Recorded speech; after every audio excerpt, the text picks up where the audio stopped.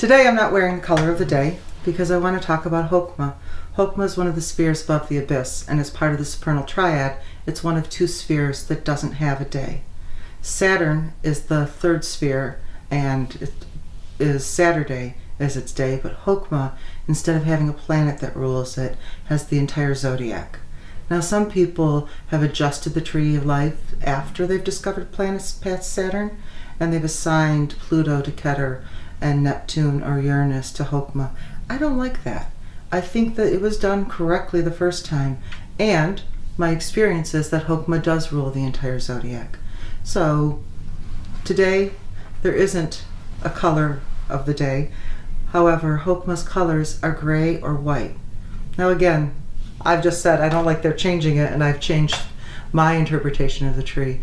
I find that because the black and white pillars, or the pillar of severity, which is black and ruled by Binah, and the pillar of mercy, which is the white pillar and ruled by Chokmah, that white has felt more appropriate in Chokmah than in Keter, which is traditional. In practice, what I found is that Keter is clear and that Chokmah was white, and that they could not well put that on early writings, and so came out white, gray, and black for the three Supernal Triad. With Chokmah, whether you're using gray or white, I would suggest a very light gray if you do, because anytime you use black, you're invoking the qliphothic of a sphere. And Binah, which is, I would argue, doesn't have a qliphothic. Chokmah is that first outthrust. It is the pillar of mercy.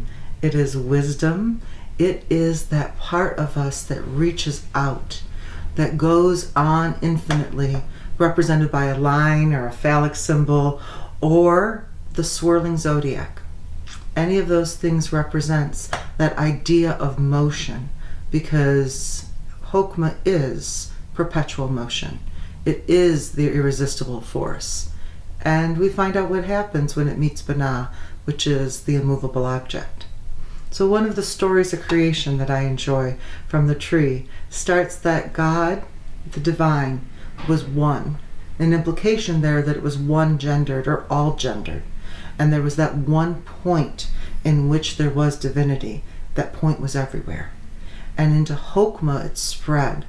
And when God could see herself, she kept going.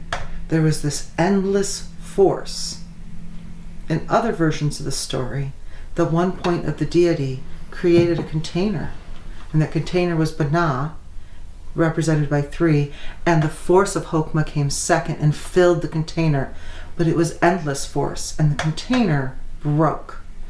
Doth, being the child of that first attempt to create it, cracked open and was lost in the abyss. And out of the broken Doth traveled the other seven spheres, representing the ears, the eyes, the nose, and the mouth of all humans. So everything below the abyss are those things that humans can access, and everything above the abyss is pure form, pure thought. I also like the fact that even in that pure male force of outthrust, we're not talking about an XY or an XX. And if we are, then that would make God, both of them, as they're the one point at Keter that all came. It would also, by implication, make Christ, which is in Tifereth, both of them, and same with Yesod and the earth. For the languaging, though, Chokmah is the great father, and he sits at the top of the pillar of mercy, because that masculine force that is outgoing is merciful. There's always another chance, there's always another horizon, and there is endless energy. And from that limitless energy, we have begun to see God active in the world.